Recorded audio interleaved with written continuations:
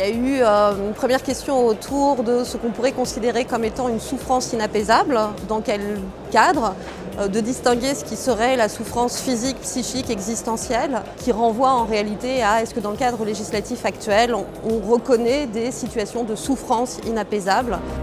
Même en mettant en place tous les moyens possibles, que ce soit en termes de pharmacologie, de médicaments, de soutien autres, il existe des situations de souffrance inapaisable qui sont aussi bien d'ailleurs physiques, psychiques, qu'a fortiori existentielles.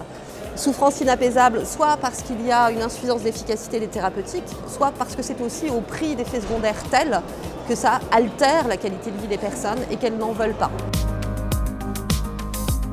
Alors il y a les douleurs physiques, en sachant qu'il est rare d'avoir une souffrance, ou du moins une douleur physique qui ne soit pas associée à une souffrance psychique, puisque toute douleur est perçue et qu'en fonction de son seuil de perception, elle sera plus ou moins forte, donc les deux sont liés. Et puis il y a la souffrance existentielle, qui est la perte de sens, qui peut être indépendamment des deux autres présentes. Elles peuvent être associées comme elles peuvent être isolées.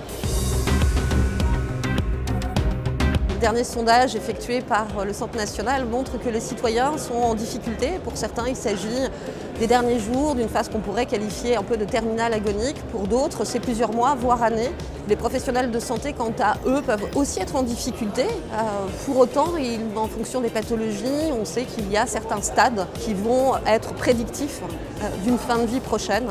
Et peut-être c'est ça l'enjeu, de mieux caractériser ce parcours de soins ultime pour pouvoir informer, communiquer et ainsi pouvoir échanger.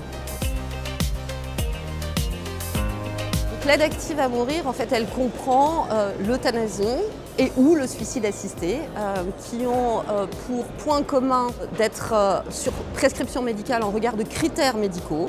Ce qui va distinguer l'une de l'autre, c'est le mode d'accès à cette aide active à mourir, puisque dans le cas du suicide assisté, c'est la personne elle-même qui doit être en capacité soit d'ingérer, soit d'actionner un dispositif, donc d'être réellement celle qui fait.